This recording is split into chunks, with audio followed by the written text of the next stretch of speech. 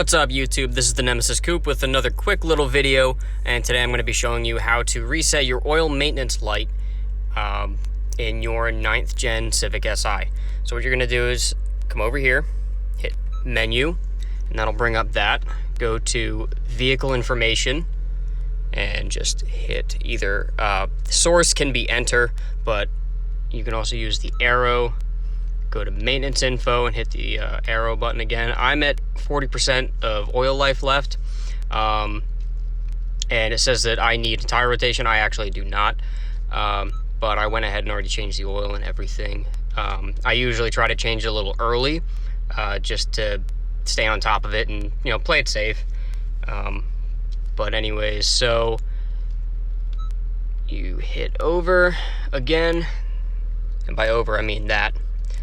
The right arrow, and then let's see if I can zoom in on this.